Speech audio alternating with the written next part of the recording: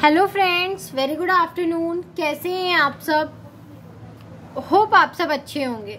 जैसा कि आप लोगों को पता है, ये हमारी एम लक्ष्मीकांत की सीरीज चल रही है, जिसमें आज हम अपना नेक्स्ट टॉपिक पढ़ेंगे, द क्राउन रूल। हमारा कंपनी रूल पूरी तरीके से एबॉलिश कर दिया गया था, फिर 1857 का रिवॉल्ट हुआ था। उसके बाद हमारे क्राउन ने रूल करना स्टार्ट कर दिया था, जो कि 1858 टू 1947 तक पूरा चला था। तो जिसमें फर्स्ट क्या था, फर्स्ट एक्ट जो आया था वो था गवर्नमेंट ऑफ इंडिया एक्ट 1858। इस एक्ट के फीचर्स क्या हैं, इसके फैक्ट्स क्या हैं, अब हम क्या करेंगे वो जानेंगे कि गवर्नमेंट ऑफ इंडिया एक्ट 1850 के क्या मेन फीचर्स है, इसमें क्या चेंजेस हुए थे।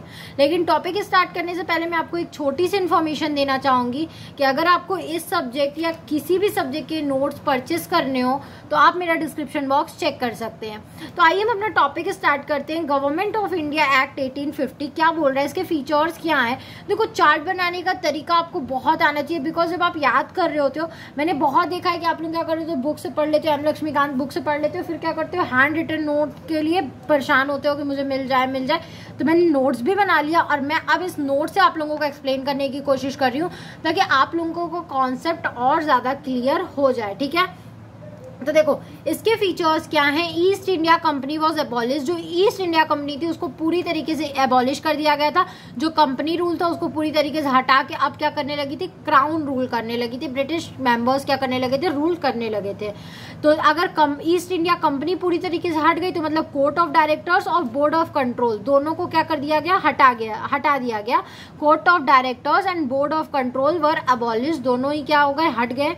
Governor general of India was designated as viceroy of India. अब जो गवर्नर जनरल ऑफ इंडिया था उसको एक नया नाम दिया गया, एक नया डेजिग्नेशन दिया गया, उसको वॉइसरॉय ऑफ इंडिया बोला गया। ठीक है, office of the secretary of state was formed. ठीक है, अब यहाँ पे एक सेक्रेटरी ऑफ स्टेट, मतलब पूरे स्टेट की देखभाल के लिए एक सेक्रेटरी ऑफ स्टेट जैसा ऑफिस बनाया गया।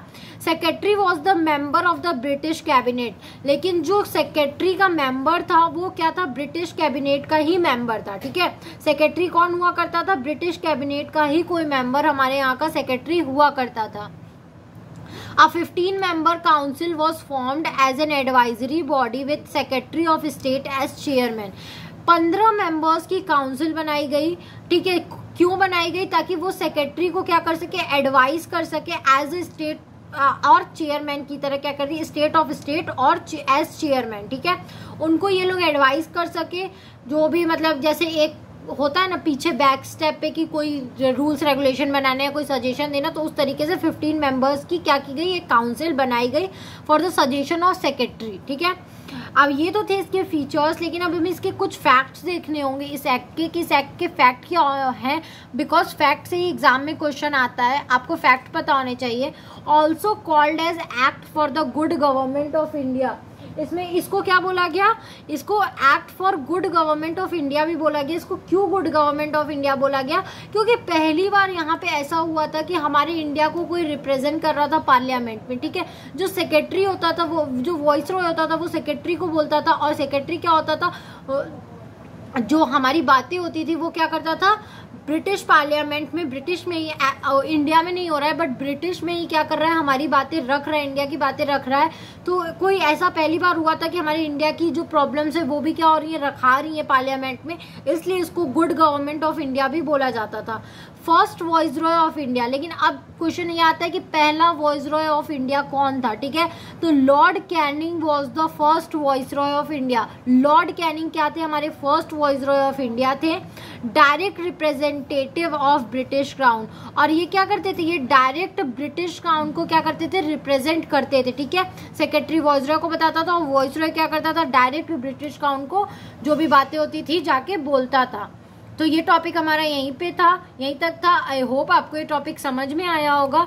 अगर फिर भी आपको कहीं भी कोई भी प्रॉब्लम है तो आप मुझे कमेंट सेक्शन में कमेंट करके पूछ सकते हो। Thank you very much for watching my video and do like, subscribe and share my channel. अगर आपको इस सब्जेक्ट या किसी भी सब्जेक्ट के नोट्स परचेस करने हो तो आप मेरा डिस्क्रिप्शन बॉक्स चेक कर सकते हैं। Thank you.